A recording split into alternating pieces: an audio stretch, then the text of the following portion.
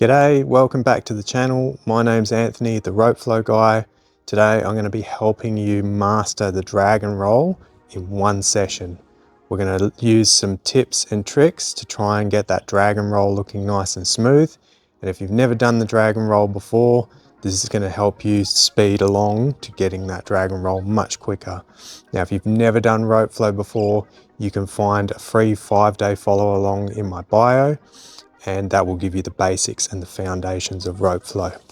Now let's get stuck into it.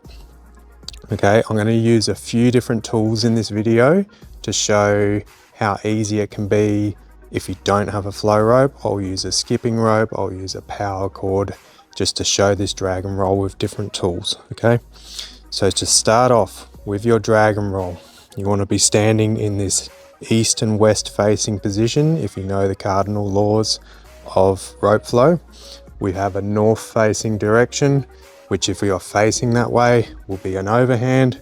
We have a south facing direction, which is our underhand, and then we have the east and west, which is our transitional plane where our drag and rolls and maybe fountains, if that's part of your practice as well, that's the plane that those movements will be in. So to start off with the drag and roll, okay, you're going to put it over on this 45-degree angle here. Your body is still facing in that east and west direction. So I'm dragging the rope across to this other 45 here, okay? And now what I'm going to do is I'm going to flick it over to the back, all right? But what I want you to do is imagine that you're either like an eagle or a bird, and you're opening your wings from that point to the back, okay? It can help with learning to have these visualizations in your mind rather than just being talked through the motions, okay? So from here, the wings are open at the back, okay? You are relaxed. A lot of people, when they do the drag and roll, they're up here, they're tense, they're very tight, okay? So to begin with, I just want you to come over and relax. Let the rope hit the back here. All right, wings are open. Turn back to this other 45 here. And now the bird is bringing the wings back over again, okay? From here, you are dragging back along here, over, turning, back over again, okay? Relaxing each time, getting used to that position at the back and getting used to going back to the front, okay? Relaxing at each point. Now from here, the other visualization that you can use if that doesn't work for you is if you're an athletic sort of person and you do trap 3 raises. This motion here is like a trap 3 raise, okay? So that's one part of the movement that you can practice, opening up as wide as you need to with your mobility, but making sure to relax at the back, okay? And so now we're going to put it together where we're dragging and rolling and turn here, okay? Now we're going to break this movement down into sections. Flicking over, drag, flick, turn, flick, okay? You can see as I come to the back, as I relax, I'm turning. When that rope almost hits my legs, that's the timing to turn and flick back over. Almost about to hit the ground, that's my cue at this point here to turn and flick. Drag, flick, turn, flick. Back to the start, okay? And now you want to practice that in both directions. We're dragging, relaxing here, relaxing at the back, turning back over to the front. And then breaking this movement down into sections. Even going back the opposite way from this position here, just breaking down sections of the drag and roll, getting used to different portions of the movement to then finally put it all together in this drag and roll here. Okay, now to build on top of that, to make it look a little bit more smoother, we're now going to imagine that This arm is scooping in an underhand and this arm is scooping in an overhand. So as I come around here, you can see I'm in that underhand position and this is in an overhand position. And I'm looking slightly to that direction, okay? Which is giving me this nice little curve to that dragon roll. Left arm coming over here. You can see this is an overhand, this is an underhand.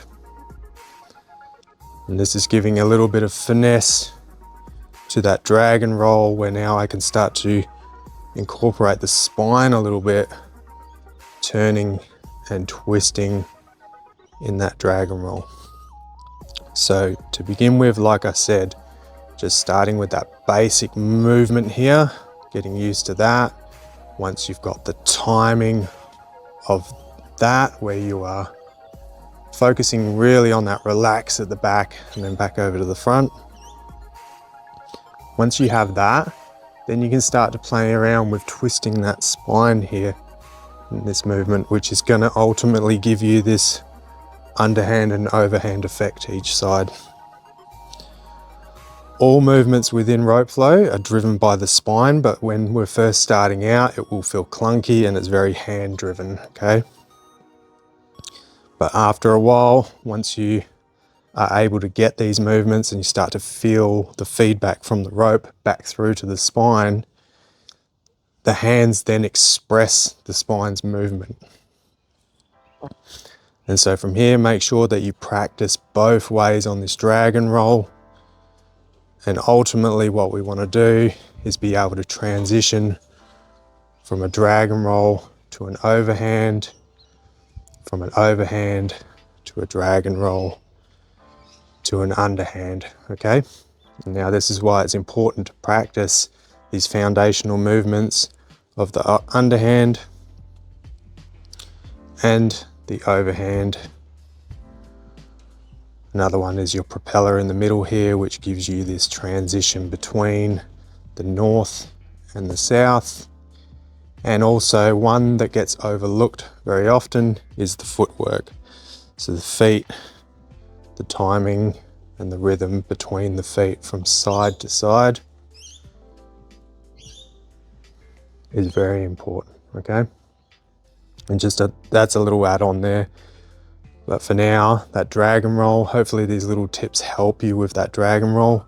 Getting a nice little soft bend in the knees can help as well, to really feel that tension of the rope back through to the spine, okay?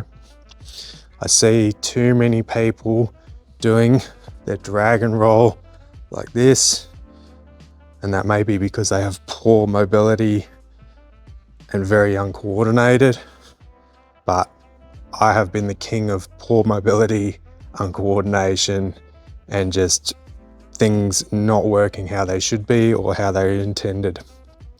And the biggest thing I found is just that visualization of opening the wings up and relaxing at the back and not trying to hold the rope up. See too many people trying to hold the rope. Just relax, all right? It's not that heavy. I hope this gives you maybe some insight, maybe some helpful tips for the dragon roll that you can incorporate into your practice. And if you're just getting started out, like I said, the link's in the bio for a free 5-day follow along where I have 5 different sessions that are targeted just at the basics. And you can follow along with me. They're about 30 to 40 minutes and mainly just focusing on the underhand and the overhand, and also some transitions with the footwork from the north to the south. Okay, so I was hoping to do that whole lot without editing it, but yeah, missed out on the 2 tools that I promised you. So here we go. You've already seen the rope, so let's show the skipping rope. Okay, so skipping rope, don't have a flow rope, that's okay. Skipping rope, you can still do your overhand, you can still do your underhand, and you can still do the dragon roll. You just don't have as much feedback that you do with the flow rope because there's not much weight to a skipping rope, okay? Doesn't matter if it's a ball bearing one like this one, a beaded one, or a silicone rope, okay? Just same principle with the dragon rope. You want to feel that tension and really just relax, okay? And let the spine do the movement. So yeah, you can still get a good flow rope session with a skipping rope, okay? And I find the skipping rope very useful for fine tuning your movements because there's very limited feedback. Skipping rope. Now you would have seen in one of the previous videos, I did a 10-minute follow along showing that you can use a power cord, okay? A power cord extension. This is a 3-meter one. You can just hold it a little bit further down if you need it to be shorter. You can even wrap around your hand. Same principle with that dragon roll. You actually get a little bit more feedback with this because it has a little bit more weight to it. But just holding it nice and loosely within the thumb and the finger here. And now if you don't have a flow rope, that's okay because you can just use whatever you got around the house, even any old bit of rope, something that has a little bit of weight to it. Some of the nylon ropes won't be the best, but you can still get these movement patterns in with those ropes, okay? Same thing here with this power cord. I've got the underhand and I can go to the overhand and I'm still getting a decent amount of feedback with this where I can get these figure 8 patterns in, all right? Now, keep an eye out. I will have some ropes available in the near future, so if you do need one, I do have a bundle coming out.